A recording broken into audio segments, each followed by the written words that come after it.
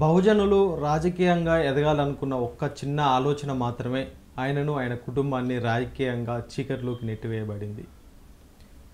బీసీలు వర్సెస్ రెడ్డిలు అనే స్థాయిలో మనం సూర్యాపేట అసెంబ్లీ ఎన్నికలు చూడడం జరిగింది. నల్లగొండ జిల్లా మాజీ మంత్రి గుంతగండ్ల జయేశ్వర్ రెడ్డి ప్రధాన అనుచరుడిగా ముద్ర వేసుకున్న వట్టె జానయ్య యాదవ్ నేడు బద్ద శత్రు అనే చెప్పుకోవచ్చు. అసలు వీళ్ళ గొడవ ఏంటిది?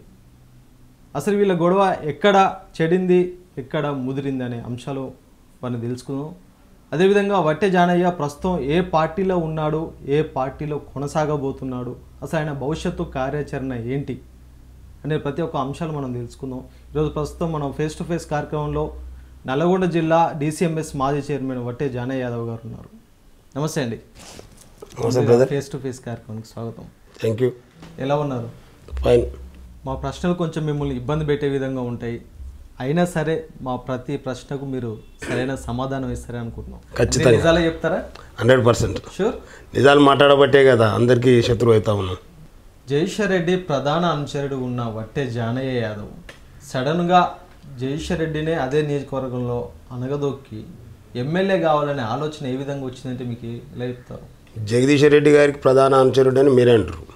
ఒక ప్రధాన అనుచరునిగా వారి గెలుపులో క్రియాశీలకంగా పనిచేసినటువంటి బడుగు బలహీన వర్గాలని ఆయన చేస్తున్నటువంటి నిర్బంధాలు కావచ్చు, ఇబ్బందులు కావచ్చు, అణచివేతలు కావచ్చు, వాటి మీద ప్రశ్నించటమే తప్పుగా భావిస్తుండు. కాబట్టే ఇలాంటి నాయకునికి ప్రధాన అనుచరుడుగా ప్రజలు అనుకునే విధంగా నేను ఉండటం వల్ల ఆయన చేసేటటువంటి దుర్మార్గాలలో నాకు కూడా ఆ పాపాలు అంటగట్టుకునేటటువంటి అవకాశం ఉంటుంది. కాబట్టి ఇలాంటి నాయకునితో నేను ఉండలేను అని అందరి మాదిరిగా వెంట ఉండి మోసం చేయటం నాతో కాదు. కాబట్టి నేను బయటికి వెళ్ళిపోదాం అనేటటువంటి ప్రయత్నం మొదలు పెట్టడంతోనే జయేశ్వర్ రెడ్డి పరిపాలన పైన మీరు వ్యతిరేకించినందుకు ఈ విధంగా ఉందంటారు? 100% అదే కదా.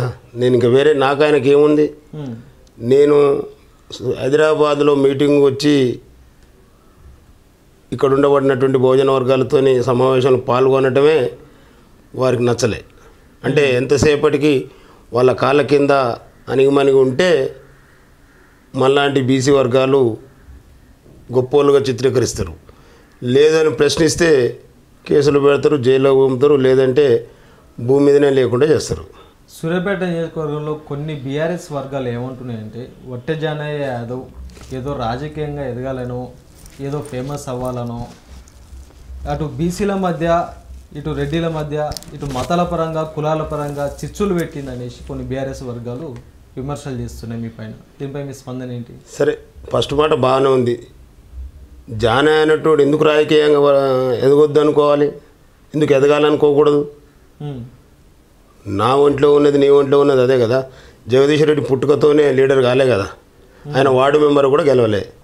నేను నా స్వతహాగా నా వెనక బ్యాక్గ్రౌండ్ లేదు, నాకు ఇంకా రాజకీయంగా గాడ్ ఫాదర్ లేరు. సర్పంచ్గా, ఎంపీపీగా, ఎంపీటీసీగా, సింగిల్ విండో చైర్మన్గా, మున్సిపల్ కౌన్సిలర్గా మా కుటుంబం 20 ఏళ్ళ నుంచి రాజకీయాల్లో ఉంది. అక్కడ ఉండబడినటువంటి బడుగు బలైన వర్గాలకు జరుగుతున్నటువంటి అనేక రకాల సమస్యల మీద ఈ నాయకుల దగ్గర తీసుకుపోయినప్పుడు ఆ నాయకులకు స్పందించినటువంటి పరిస్థితులు చూసిన సందర్భంలో అక్కడ ఉన్నటువంటి ప్రజలందరూ కూడా మా అన్నే ఆ స్థాయిలో ఉంటే మా సమస్యలు పరిష్కారం అవుతాయి కదా. ఈ నాయకులు అంటే ఫ్లైట్లో వచ్చి ఎమ్మెల్యేలు అయినటువంటి నాయకులకు స్థానికంగా ఉన్నటువంటి సమస్యల మీద కానీ, అక్కడ ఉన్నటువంటి ప్రజల మీద ఉన్నటువంటి కష్ట నష్టాల మీద అవగాహన లేదనేటటువంటి ఫీలింగ్తోనే వాళ్ళందరూ కోరుకుంటుర్రు అనే మాట వారి చెవిలో పడటంతోనే నేనేదో కావాలనుకుంటున్నా, ఆయన ఏదో నాకు ఎదురైతేట్టుంది అనేటటువంటి దుర్మార్గపు ఆలోచనలు చేసినటువంటి నాయకులు వాళ్ళు. నేను అనుకునేదో మతాలకు, కులాలకు పంచాయతీ పెట్టేటటువంటి స్థాయి మనది కాదు. అసలు జయేశ్వర్ రెడ్డికి మీకు ఏ విషయంలో చెడింది, ఏ విషయంలో ముదిరింది? అసలు ఇప్పటికైనా సూర్యాపేట నియోజకవర్గంలో మీ గొడవలు సర్దుమనిగేనా? మాకు చెడేది లేదు, ముదిరింది లేదు. వాస్తవాలు మాట్లాడాను. అర్హత ఉన్నటువంటి వాళ్ళని అవకాశాలు ఇవ్వకుండా ఆయన అసలు ఆయన ఎమ్మెల్యేగా అర్హుడే కాదు అక్కడ. అలాంటి ఆయనకు మీరే కదా భుజాల మీద వేసుకొని గెలిపించుకుంది, అర్హుడు కాదంటారు మళ్ళీ. అందుకే చెప్తున్నాం, తెలంగాణ రాష్ట్రాన్ని తెచ్చుకున్న క్రమంలో ఆ పార్టీలో ఉద్యమంలో పనిచేసినటువంటి నాయకులుగా వాళ్ళకు ఓట్లేసారు తప్ప వాళ్ళు ఏదో ప్రజల మధ్య నుంచి గుట్టి వచ్చి ప్రజల సమస్యల మీద వాళ్ళకి అవగాహన ఉందని ఎవరు వేయలే. తెలంగాణ రాష్ట్ర సమితి నుంచి గెలిచిన ఏ ఒక్క నాయకుని కూడా ప్రజల మీద కానివ్వండి, ప్రజల యొక్క కష్ట సుఖాల మీద కానీ అవగాహన లేదు. చూస్తున్నారు ఇప్పుడు, అందుకనే ఎట్లా ఆగమైపోతుందో.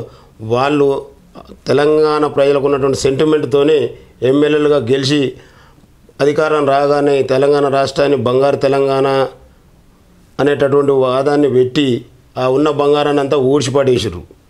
ఆ తర్వాత ఉన్నటువంటి నాయకులందరినీ కూడా అణిచివేసి ఇక ఉన్నంతకాలం మేమే నాయకత్వం వహించాలనేటువంటి దుర్మార్గపు పాలన కొనసాగించారు. కాబట్టి ఇవాళ ఎక్కడికక్కడ రోడ్ల మీద అంటే అంత పెద్ద మహాసముద్రం లెక్క ఉన్నటువంటి బీఆర్ఎస్ పార్టీ ఇవాళ వెతుక్కోవాల్సి వస్తుంది, దోలాడుకోవాల్సి వస్తుంది కార్యకర్తల్ని. అంటే వాళ్ళు చేసినటువంటి ఉక్కుష్టాలు, నిర్బంధాలు ఏ రకంగా ఉన్నాయో ప్రజలే ఆలోచన చేస్తూ ఉంటారు కదా.